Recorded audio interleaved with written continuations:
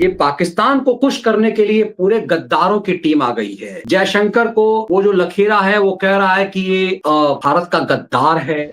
खड़गे बाबू, मुखबिरी क्या होती है और मुखबिरों को और मुखबिर के सामने कैसे कांग्रेस का टॉप लीडरशिप, तुम्हारी कोई औकात नहीं, पैर के नाखून के बराबर नहीं हो तुम उनके, वो कैसे घुटने टेक देती है, कैसे तलुए चाटती है अपनी जबान से। तो ये है, तो जरा ये बताओ पवन खेड़ा, ये अभी 2025 का जवाब तो बाद में देंगे कि 1985 में जब देश का प्रधानमंत्री खुद खड़े होकर संसद के अंदर कह रहा था कि इस संसद के अंदर जासूसों का एक गिरोह सक्रिय है, तो 5 साल तक वो क्यों चुप था। इजराइल में भारत के राजदूत हैं जेपी सिंह, उन्होंने वहां से संदेश भेजा है पाकिस्तान के लिए कि हाफिज सईद, जकीर रहमान लखवी और अक्की मक्की जो 2-3 तो और हैं, इनको सौंपो, नहीं तो अब बुरे अंजाम के लिए तुम जो तैयार हो जाओ। सर, इन सब के बीच हम ये देख रहे हैं कि आज राहुल गांधी का लगातार चल रहा है, उसको सबूत चाहिए कि हमारे कितने जहाज नष्ट कर लिए गए, कितने राफेल खत्म हो गए। बेशर्मी की निर्लजता पूर्ण सवाल जिसका कोई मायने मतलब नहीं है। ऐसे में हम देख रहे हैं कि बाकी जो कुछ हो रहा है, ये पाकिस्तान को खुश करने के लिए पूरे गद्दारों की टीम आ गई है। जयशंकर को वो जो लखेरा है वो कह रहा है कि ये भारत का गद्दार है। जरा लखेड़ा सुना दीजिए, उसने कहा क्या है, फिर उसके बाद बात करता हूँ। मतलब ऐसा लगता है कि जैसे इन लोगों को रत्ती भर शर्म नहीं आती है कि आप किस चीज को लेकर के क्या कुछ बोलते हैं। पवन लखेरा को पहले सुन लीजिए आप, तो उसके बाद चीजें स्पष्ट हो जाएगी ये किस स्तर तक जा रहे हैं। कि कल तक इसके बाप की हिम्मत नहीं हो रही थी कि ये बोले तुर्की पर, आज देखिए हाथ फैला बयान दे, और उसके बाद जयशंकर इस तरह का बयान दें जो पाकिस्तान में और पूरे देश में, पूरे विश्व में हमारी हंसी उड़ रही है। इसलिए राहुल गांधी बार बार कह रहे हैं कि आप जवाब दीजिए इस फोरवार्निंग से, ये जो आपने पहले ही पाकिस्तान को बता दिया, इससे देश को क्या नुकसान हुआ, यह हमारा लिए जानना बहुत जरूरी है। देश के कितने हवाई जहाज गिरे, देश को क्या नुकसान हुआ और कितने आतंकी बच के भाग गए, ये जानना हम सबके लिए बहुत जरूरी है। ये सर, इसके लिए जानना बहुत जरूरी है सर। ये बहुत बिना मानेगा नहीं, बिना जाने हुए बहुत इसके लिए बहुत जरूरी है जानना। इसको बड़े डिटेल में बताना पड़ेगा। और इसके अलावा आज बुखार आ गया मल्लिकार्जुन खड़गे को। वो बता रहा छोटा मोटा युद्ध है और अपना पाकिस्तान, तो भाई उसकी वो भाषा तो मैं जानता नहीं दक्षिण भारत की, तो उसने अपना कहा कि तुम्हारा कहा, ये तो नहीं मालूम। लेकिन हाँ, जो अभी थोड़ी देर पहले हम लोगों ने बात जिक्र किया कि इससे पहले 2014 से पहले पाकिस्तानी आतंकियों को कांग्रेस के मंत्री बाकायदे सदन के अंदर हाफिज सईद साहब कहते थे, ओसामा बिन लादेन जी कहते थे। तो ये हम लोगों ने देखा है कि वो लादेन साहब हुआ करता था, हाफिज सईद जी हुआ करता था। ये सब कांग्रेसियों के बिल्कुल दामाद की तरह उनका स्वागत सत्कार होता था। अब आता हूँ इस पर, जो आज 2 उसके बड़े बयान चर्चा में रहे खड़गे का। एक उसका रहा कि उसने जो है पाकिस्तान को अपना पाकिस्तान कहा। अब वो क्या बोल रहा था तो उसका वीडियो है, लेकिन उससे कोई दर्शक भी नहीं समझ पाएंगे। और दूसरे वो तो समझ में आया कि वो छुटपुट उससे बीच में बोला, हिंदी में बोला छुटपुट, कि छुटपुट युद्ध हो गया, ये उसको छुटपुट युद्ध हो रहा है। और बाकी आपने इस बखेड़ा को सुना ही सुना कि ये क्या बकबका रहा था। पहले शुरू करता हूँ मनीष जी खड़खड़े से, जो राष्ट्रीय अध्यक्ष है, कि एक तो अपना पाकिस्तान, तो वो तो उसने ठीक कहा। अपना कांग्रेसियों का तो अपना पाकिस्तान है। ये कांग्रेसी लगातार इस सिंदूर ऑपरेशन के बाद भी कह रहे हैं, अपने आचरण से दिखा रहे हैं, और इससे पहले बरसों से दिखा रहे हैं कि वो मणिशंकर अय्यर जाके कह रहा था कि हमारी मदद करो। अपने पाकिस्तान से जाके वो मणिशंकर कह रहा था कि दूसरे देश के मोदी को हटाना है। तो वो कांग्रेस का और पाकिस्तान का क्या रिश्ता है, ये 2016 में मणिशंकर अय्यर नंगा कर चुका है पूरी कांग्रेस को। और उसके बाद लगातार ऐसे कई ऐसे प्रकरण हैं जो सामने आए हैं। लेकिन जो उसने कहा छुटपुट युद्ध है, तो बिल्कुल सही कहा उसने। पता नहीं क्यों कहा भाजपा इतना नाराज हो रही है। ये समझे देख रहा है एंकर बड़े इसके ऊपर राग बबूला हो रहे हैं कि इतना बड़ा युद्ध हो गया और छुटपुट युद्ध बता रहा है। वो ठीक बता रहा है, उसको बिल्कुल सही उसने कहा है। सारे एंकर गलत है, भाजपा भी पूरी तरह गलत है। मैं खड़गे के साथ हूँ मनीष जी। 24 जगह टारगेट किया है, 24 जगह हमला किया है हिंदुस्तान ने, और 24 टारगेट ध्वस्त किए हैं। ऐसा नहीं खाली हमला किया है, 24 टारगेट वो हैं जो ध्वस्त किए हैं, बिल्कुल तहस नहस कर दिए। 9 आतंकियों के हैं, बाकी के जो 14-15 हैं वो पाकिस्तानियों के हैं। तो 24 टारगेट जो 3 दिन के अंदर जिस देश ने ध्वस्त कर दिए, और खड़गे कह रहा छुटपुट, तो बिल्कुल सही कह रहा। क्योंकि ये वो पार्टी का अध्यक्ष है और राहुल गांधी उस पार्टी का नेता है जो 99 सीटें आने के बाद ये सपने में डूबी रहती कि हम चुनाव जीत गए। जो 99 सीटें हार पाने के बाद ये बताती कि हम चुनाव जीत गए।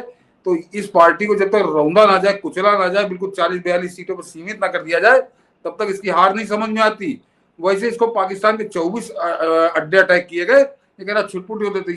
ये अपने हिसाब से बिल्कुल अपना जिसका पैमाना है उस पैमाने से ये चाह रहा है कि पाकिस्तान को रौंद दिया जाए।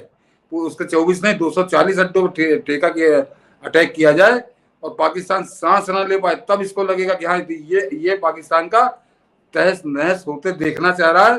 और मैं बता रहा हूं कि ज्यादा नहीं, खड़गे की ये मंशा 4 से 5 महीने में पूरी होगी। 2026 नहीं जाएंगे, 2025 ही में पूरी होगी, निश्चिंत रहिए। तो ये तो है इनका, ये बड़े जूताखोर है, ये बड़े जूताखोर है। तो चाहे इनको पड़े और चाहे दूसरे को पड़े, ये जब तक उसको बड़े जूता नहीं पड़ते तब तक कहते छोटा मोटा है। तो पाकिस्तान इनके लिए छोटा मोटा है।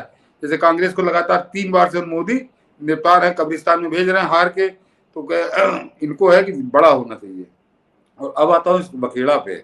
मनीष जी, इसने देश के विदेश मंत्री को कहा मुखबिर, ये कहा कि मुखबिरी कर दी, अन्यथा हाफिज सईद मर जाता, फलाना मर जाता। पता नहीं हाफिज सईद रात में कितना डांटेगा इसको कि मेरी तो साले, तुम मेरी मेरे मरने की कामना कर रहे हो, क्योंकि इनके तो बड़े गहरे रिश्ते हैं। खड़गे बता ही रहा कि अपना पाकिस्तान के खड़गे बाबू मुखबिरी क्या होती है और मुखबिर के सामने कैसे कांग्रेस का टॉप लीडरशिप, तुम्हारी कोई औकात नहीं, पैर के नाखून के बराबर नहीं हो तुम उनके, वो कैसे घुटने टेक देती है, कैसे तलुए चाटती है जितनी जबान से। इसको इस देश की संसद के अंदर इस देश के प्रधानमंत्री राजीव गांधी ने स्वयं बताया था, तुम राजीव गांधी के पैर के नाखून के बराबर नहीं हो। अब चाहे तो उसके लौंडे पूछ लेना कि मैं तुम्हारे बाप के क्या पैर के नाखून के बराबर हूं, वो थूक देगा तुम्हारे ऊपर कि नहीं तुम इस लायक नहीं हो, तुम हमारे बाप के पैर के नाखून के बराबर भी नहीं हो। और तुम आज आगे देश के विदेश मंत्री को बता रहे हो। तो अब तुमको बताता हूं कि मुखबिरी होती क्या है और उसको कैसे इस देश का प्रधानमंत्री स्वीकार करता है सदन के अंदर। मनीष जी, 1973 से 1985, दर्शकों कहूंगा जरा ध्यान से सुनिएगा, एक आईएएस अफसर था पीएमओ के अंदर, जो इंदिरा गांधी की नाक का बाल था, जिसका नाम था पीएन बहल। जरा ध्यान सुनते रहिएगा और उसमें कहानी आपको सोनिया से जुड़ेगी। 1973 से 1985 12 साल वो आदमी पीएमओ में नाक का बाल रहा। वो ये जनता पार्टी वाला शासनकाल हटा दीजिए 2-3 साल का, अन्यथा जब 80 में जब दोबारा लौटी इंदिरा गांधी तो फिर वो पीएमओ के अंदर आ गया। 1984 में इंदिरा गांधी मरती हैं, दिसंबर 1984 में राजीव गांधी प्रधानमंत्री बनता है और वो फिर पीएमओ के अंदर होता है। और उसके 2 ही महीने बाद में जनवरी 1985 राजीव गांधी एक संसद के अंदर खड़े होकर एक घोषणा करते हैं और वो कहते हैं कि देश की जरा शब्दों पे गौर करिए कि देश की संसद के अंदर जासूसों का एक गिरोह सक्रिय है। और ये देश का प्रधानमंत्री संसद के उनके रिकॉर्डिंग में दर्ज होगी वो ये उनके शब्द कि देश की संसद के अंदर जासूसों का गिरोह सक्रिय है और मुझसे अभी इससे ज्यादा कुछ मत पूछिए, क्योंकि फिर ये जो जांच चल रही है आईबी की उसमें बड़ा व्यवधान आएगा और कुछ चीजें और गड़बड़ हो सकती हैं। और ये इन जरा कांग्रेसियों को कान पकड़ के समझना चाहिए, नहीं तो विपक्ष को भाजपा को कांग्रेसियों को जरा कान पकड़ के समझाना चाहिए कि क्या मामला होता है, तो कैसे आचरण किया जाता है। उस समय किसी ने हुड़दंग नहीं किया था। राजीव गांधी की 440 सीटें तो आई थी मनीष जी, उसके बावजूद उस संसद के अंदर कम से कम 100 सांसद ऐसे थे जो विपक्ष में बैठते थे, लेकिन उन्होंने इन कांग्रेसियों की तरह नंग नाच नहीं किया था। वो नंगे होकर नहीं नाचने लगे थे कि बताओ कौन जासूस है, कहाँ का जासूस है, पकड़ा कि नहीं पकड़ा। और राजीव गांधी ने स्वयं इसको एक्सेप्ट किया था, किसी और कोई आरोप नहीं लगा था। और उसके बाद फिर 13 या 14 आईएएस अफसरों को हटाया गया, उनको नौकरी से नहीं हटाया गया, उनके खिलाफ कोई कार्रवाई नहीं हुई। ये होता मुखबिर के खिलाफ, जासूसों के खिलाफ घुटने टेक देना और बाद में उनके तलुए कैसे चाटे जाते हैं ये भी बताता हूँ। और उसके बाद वो सब अफसर हटाए गए 13-14 जो संसद के अंदर थे और उनकी फिर कुछ महीनों बाद मनीष जी उनकी सबकी पोस्टिंग इधर उधर कोई हल्की फुल्की पोस्टिंग उनको की गई, लेकिन देश की संसद को कभी नहीं बताया गया कि वो जासूसों का गिरोह कौन था और किसके लिए क्या जासूसी कर रहा था। ये एक पार्ट है इसका। लेकिन बाकी जो आईएएस अफसर जो हटाए गए, इधर उधर रखे गए, उनमें एक अफसर को पोस्टिंग राजीव गांधी ने नहीं दी, उसको पनिशमेंट माना गया कि ये आदमी पनिशमेंट है, और यही आदमी है जिसके बारे में उस दिन राजीव गांधी ने संसद के अंदर खड़े होकर घोषणा की थी। और उस अफसर का नाम था पीएन बहल, जो सन 73 से पीएमओ के अंदर था। पीएन बहल पूरे 5 साल खुड्डे लाइन लगा रहा, उसको कोई प्राइवेट पोस्टिंग नहीं मिली, और राजीव गांधी फिर सत्ता उनकी 89 में चली गई, और बाद में उनका देहांत हो गया बम विस्फोट में। लेकिन जैसे ही नरसिंहा राव की वापसी हुई सत्ता में, कांग्रेस की वापसी हुई नरसिंहा राव की, वो पीएन बहल फिर पीएमओ के अंदर था, वो पीएन बहल फिर पीएमओ के अंदर था, और सोनिया गांधी का बहुत करीबी था वो। अब जरा कनेक्शन जोड़िए आप, तो नरसिंहा राव को तो उसको लेने का कोई मतलब ही नहीं था, क्योंकि नरसिंहा राव 5 साल राजीव गांधी की सरकार में मंत्री थे, गृह मंत्री थे, विदेश मंत्री थे, कई पद उन्होंने संभाले थे, तो वो तो बहुत अच्छे से जानते थे। लेकिन किसका जोर था, किसके दबाव था? वो दबाव था सोनिया गांधी का। 1991 में सरकार बनती है, पीएन बहल फिर पीएमओ में लौटता है, और क्या वो गदर काटता है कि उसका लौंडा, अब आता हूं जरा खेल समझिए, ये पवन खेड़ा जो है, जो बेशर्मी की तरह उतर आया और जयशंकर पे कीचड़ उछाल रहा है, जबकि हर व्यक्ति यानी कि डीजीएमओ तक स्पष्टीकरण दे चुके, आर्मी के बड़े बड़े जनरल स्पष्टीकरण दे चुके, लेकिन नंगाई पे उतर आया, नंगा नाच करने लगा। तो आज कांग्रेस को नंगा करना जरूरी है, उसका जांघिया तक उतर जाएगा आज। मनीष जी, उसका लौंडा एक मीडिया कंपनी खोल देता है, और वो मीडिया कंपनी इतनी बड़ी हो जाती है, 4,500 करोड़ की हो जाती है। उस मीडिया कंपनी थी IBN7, जिसका चैनल चलता था। लौंडे का नाम था राघव बहल, बाप का नाम पीएन बहल, लौंडे का नाम राघव बहल। और आजकल उसके बाद जब मोदी सरकार है, तो वो उससे पहले भीख मांगने कगार पे आ गया था। उस IBN7 को बाद में मेरे ख्याल से मोदी ने किसने खरीदा है IBN7 जो मनीष जी? IBN7 का नाम इस समय क्या है? CNN network 18। हाँ, नेटवर्क 18। वो फिर अंबानी ने ले लिया, और वो लौंडा आजकल जो है राघव बहल, वो क्विंट नाम की एक मैगजीन चला रहा है, जो लगातार एजेंडा मोदी के खिलाफ, भाजपा के खिलाफ, देश के खिलाफ, सेना के खिलाफ इसी काम में लगी रहती है। तो ये है। तो जरा ये बताओ पवन खेड़ा, ये अभी 2025 का जवाब तो बाद में देंगे कि 1985 में जब देश का प्रधानमंत्री खुद खड़े होकर संसद के अंदर कह रहा था कि इस संसद के अंदर जासूसों का गिरोह सक्रिय है, तो 5 साल तक वो क्यों चुप था, क्यों मुखबिरों के दबाव में था, क्यों घुटने टेके हुए था, और क्यों बाद में 1991 में उसी अफसर के तलुए चाटे? सोनिया गांधी का दबाव था। तो सोनिया गांधी का क्या कनेक्शन है? और उसके बाद उस लौंडे के एकदम 3,500 4,000 करोड़ की उसकी कंपनी कैसे बन गई? एक IAS अफसर का लौंडा 4,500 करोड़ की कंपनी बना लेता है। तो ये कहां से माल आ रहा था, कौन दे रहा था? देश के खिलाफ दलाली कर रहा था, देश के खिलाफ मुखबिरी कर रहा था, और इसके लिए किसी गवाही सबूत की जरूरत नहीं मनीष जी। इसके लिए तो स्वयं राजीव गांधी खड़े होकर संसद के अंदर, संसद से बताया था जनवरी 1985, जाके इस खड़खड़े से कहीं जाके पता करे उसको कि क्या था वो सच। और ये तो हुआ सोनिया गांधी का एक दूत या दलाल जो भी कहिए, वो था पीएन बहल, और वो सच कभी सामने ही नहीं आया मनीष जी। लेकिन उसके लौंडे के ऊपर जो वर्षा हुई पैसे की, तो अनुमान आप लगा सकते हो। और जो दूसरा था, वो भी दूसरा किसी अरे गहरे ने नहीं मनीष जी, किसी भाजपाई नेता ने नहीं, किसी संघ वाले ने नहीं। उस नेता ने बताया कि उतना काबिल नेता तो कांग्रेस में कोई था ही नहीं, और बाद में वो आदमी देश का राष्ट्रपति बना, उसका नाम था प्रणब मुखर्जी, और वो उस समय हुआ करते थे फाइनेंस मिनिस्टर, और उन्होंने कहा था कि मेरे ऑफिस को बग किया गया है, मेरी जासूसी की जा रही है, और ये 2012 की बात है। बिल्कुल।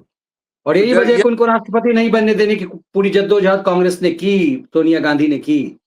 तो जरा ये जो जयशंकर के लिए जो सफेद झूठ लादे घूम रहे हो, वो अधेड़ लादे घूम रहा है, और ये लादे घूम रहा है खड़खड़े और बखेड़ा। तुम जरा ये बताओ कि 2012 में अपने ही सरकार के, अपने ही वित्त मंत्री की जासूसी कौन करा रहा था, क्यों करा रहा था, किसके इशारे पे करा रहा था? क्या पाकिस्तान के कहने पे करा रहा था? क्या वजह थी? और वो सच तुमको तुम्हारी बताने की औकात आज तक क्यों नहीं हुई? लेकिन मनीष जी, इतने तीखे सवाल इनसे पूछे नहीं जाते, इसलिए नंगे होकर नाच रहे हैं ये, और उस विदेश मंत्री खिलाफ नाच रहे हैं जिस विदेश मंत्री पर देश आने वाले कई दशकों तक गर्व करेगा।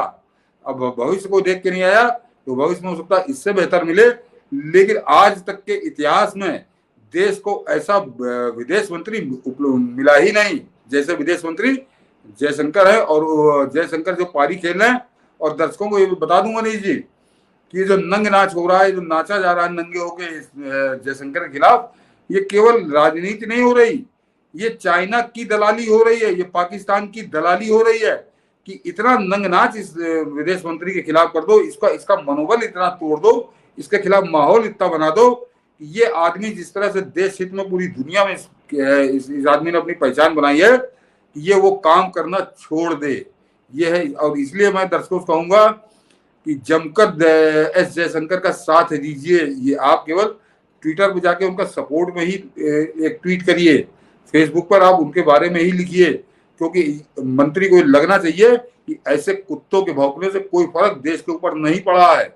और इसीलिए हम लोग भी आज इस टॉपिक पे बात कर रहे हैं कि ये केवल जयशंकर के खिलाफ नहीं है, ये भारत के खिलाफ है, क्योंकि भारत का अद्भुत, अद्वितीय, अविस्मरणीय प्रधान विदेश मंत्री, और उस विदेश मंत्री को प्रहार करके उसको तोड़ देने की, उसका मनोबल तोड़ देने की, खत्म कर देने की जो एक साजिश चल रही है, उसके खिलाफ ये जो राजीव गांधी के पैर के अंगूठे नाखून के बराबर नहीं, ये खड़खड़े आके नंगे होके नाच रहा है। क्या इसकी ये वजह हो सकती है क्या कि वो तो एक अधिकारी हैं, वो तो घाघ राजनेता नहीं है, सीधे आए हैं वो राजनीति में, तो इन्हें लगता है कि इसको इतना टॉर्चर कर दो कि फ्रस्ट्रेशन में ये छोड़ दे, क्योंकि राजनेता तो है नहीं कि घाघ होगा, वो एकदम इरिटेट हो जाए, इतना परेशान हो जाए, क्या एजेंडा ये तो नहीं है, क्योंकि समझ में नहीं आता कि एकाएक जयशंकर के खिलाफ क्यों, दूसरे नेताओं के खिलाफ नहीं लग रहा है, अमित शाह के खिलाफ छोड़ दिया, मोदी के खिलाफ छोड़ दिया, जयशंकर के खिलाफ ही। बिल्कुल सही कहा मनीष जी आपने, क्योंकि वो राजनेता नहीं है, वो क्योंकि आईएएस है, ब्यूरोक्रेट है, तो इनको इतना परेशान कर दो कि ये आदमी खुद ही अपना हताश होकर छोड़ दे, और ये केवल चीन के और पाकिस्तान के कहने से ये नाच रहे हैं, क्योंकि इनके तो इतनी बुद्धि नहीं है, इनके चीनी आकाओं ने, इनके पाकिस्तानी आकाओं ने इनको आदेश दिया है कि इस आदमी को डिस्टर्ब करो, ये आदमी जैसे काम कर रहा है इस तरह से इसको काम मत करने दो। तो ये केवल पाकिस्तान और चीन के इशारे पर ये सक्रिय हुए हैं, और इनका एक सूत्री कार्यक्रम है कि किसी तरह से जयशंकर को डिस्टर्ब करो, क्योंकि जयशंकर इनके आकाओं की सारी साजिशों को ध्वस्त कर रहे हैं, सारी, और वो बिल्कुल साफ स्पष्ट नजर आती है। और एक बिल्कुल ताजा उदाहरण दे दूं कि बड़ी खबरें आ रही हैं मनीष जी, आज वो पाकिस्तान का जो विदेश मंत्री है वो चीन में है, अफगानिस्तान के विदेश मंत्री को बुलवाया है चीन ने, और वहां कोई प्रपंच चल रहा है। बीच में एक मैंने कोई स्लाइड चलते देखी कि पाकिस्तान को 30 जहाज और दे रहा है चीन के, लड़ो, और उनके पायलट को भी ट्रेनिंग मिल रही है। लेकिन ये सब खबरें अभी कोई पुष्टि नहीं है, लेकिन ये खबरें चल रही हैं। ये खबरें केवल आपको जो होता है साइकोलॉजिकल प्रेशर डालने के लिए होता है, और इस तरह के कुत्ते छोड़े जाते हैं कि विदेश मंत्री को या सरकार को थोड़ा डिस्टर्ब किए रहो ताकि दबाव बने, और उस दबाव का नतीजा दर्शक समझ लेना कि आज ही, संभवतः आज ही, जो हमारे इजराइल में राजदूत हैं, अब जरा इसको जरा गौर करिए कि कहीं और के नहीं, जो इजराइल में भारत के राजदूत हैं जेपी सिंह, उन्होंने वहां से संदेश भेजा है पाकिस्तान के लिए कि हाफिज सईद, जकीर रहमान लखवी और अक्की मक्की जो 2-3 तो और हैं, कि इनको सौंपो, नहीं तो अब बुरे अंजाम के लिए तुम जो तैयार हो जाओ। तो ये मैं फिर कह रहा हूँ कि इजराइल में इजराइल से यूं ही नहीं आया होगा नहीं मैसेज, बस मनीष जी इजराइल से क्यों आ रहा है, इजराइल दूतावास से ही क्यों आ रहा है, तो इसको जरा आप समझ लीजिए, तो इनका दबाव बनाने का कितना प्रभाव पड़ रहा है। ये इजराइल के राजदूत, और जेपी सिंह को मैं दर्शकों को बता दूं कि अभी जो पिक्चर आई थी डिप्लोमेट, वो डिप्लोमेट जो है उन्हीं के ऊपर बनी है, पूरी पिक्चर उन्हीं पर है। बड़े काबिल विदेश मंत्रालय का अधिकारियों में से वो माने जाते हैं, और वो वहां से अगर बोल रहे हैं इजराइल से, तो इसके मतलब है उनके पास पाकिस्तान का जबड़ा अनुभव है। हाँ, पाकिस्तान में रह चुके हैं, पिक्चर देखिएगा तो आपको बहुत क्लियर हो जाएगा। तो उनका कहना बहुत मायने रखता है, उसके परिणाम भी हम लोग जल्दी देखेंगे अभी सामने। और इसी के साथ ही साथ एक खबर और बता दूं कि ये जो नाच रहे हैं चीन और पाकिस्तान और अफगानिस्तान, इससे अलग एक अलग धरती घूम रही है कि ये इजराइल से आता है हमारे राजदूत का बयान, और नेतन्याहू का बयान तो बड़ा गजब का है मनीष जी, तो खबर मैंने डाली, जरा दिखा दीजिए कि अभी डोनाल्ड ट्रंप बड़ा प्रपंच करके आया सऊदी अरब में और कतर में, वो फलाना दिमाग मैं शांति स्थापित कर दूंगा, और इजराइल को ये नहीं करना चाहिए, और यूक्रेन को ये नहीं करना चाहिए, और पाकिस्तान में मैंने ये करवा दिया। और वो ये सब कह के आया है, और अभी 48 घंटे नहीं हुए डोनाल्ड ट्रंप को अमेरिका पहुंचे, और उससे पहले नेतन्याहू का बयान एक आतिशबाजी की तरह उसके पिछवाड़े गया है। जरा बयान, केवल बयान पढ़ लीजिए, अपने आप में आनंद देता है वो, और ये बताता है कि इसकी औकात कितनी है।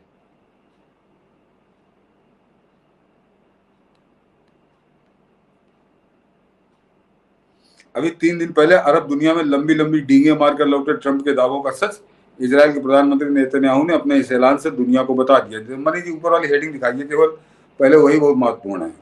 ये पूरे गाजा पर कब्जा करेगा इजराइल, पीएम नेतन्याहू का ऐलान, दक्षिणी इलाके को खाली करने का आदेश कर दिया, तुम खाली करो। और ट्रंप वहां पे पूरी रामायण पढ़ के आया था कि हम सबको समझा देंगे और ये कर देंगे, शांति प्रस्ताव हो जाएगा। तो डोनाल्ड ट्रंप को उसकी औकात तो दोनों नेतन्याहू ने बता दी 24 घंटे के अंदर। और जरा खबर ही समझ लीजिए कि इजराइल ने पूरे गाजा पर कब्जा करने का प्लान बनाया है। इजरायली प्रधानमंत्री बेंजामिन नेतन्याहू ने सोमवार को कहा कि गाजा के पूरे हिस्से पर नियंत्रण करना है, क्योंकि सेना ने युद्धग्रस्त क्षेत्र में अभियान को आगे बढ़ाया है। नेतन्याहू ने टेलीग्राम पर पोस्ट किए गए वीडियो में कहा कि लड़ाई तीव्र है और हम प्रगति पर हैं, हम पूरे गाजा पट्टी के क्षेत्र पर नियंत्रण लेंगे। इस बीच इजरायली सेना ने गाजा के दूसरे सबसे बड़े शहर खान यूनिस और आसपास के कस्बों के निवासियों को क्षेत्र करने का आदेश जारी कर दिया है। तो ये धरती एक अलग घूम रही है। ये पाकिस्तान की जो नौटंकी चल रही है, इसको छोड़ दीजिए कि चीन चले गए, फलाना चले गए और तुर्की से बात कर ली, उससे बात कर ली, ये अब वो शब्द हम लोग इस्तेमाल नहीं कर सकते यहाँ पे। तो ये है स्थिति पाकिस्तान की। बिल्कुल, ये स्थिति पाकिस्तान की, और इसीलिए ऐसा लग रहा है कि पाकिस्तान परस्त लोग ये किस लिए खुश कर रहे हैं। तो सही में समझ में आता कि मुझे तो लगता है कि छुटभइये स्पाई पकड़े जा रहे हैं। असली गद्दार कौन है? ये बड़े बड़े गद्दार, ये छुटभइये कोई पता नहीं, ज्योति और ये जोता टाइप के लोग जो है पकड़े जा रहे हैं। असली गद्दार कौन है, इस पे मैंने अलग से भी व्याख्या किया है। इसे समझने की जरूरत है कि असली सही मायने में असली गद्दार कौन है।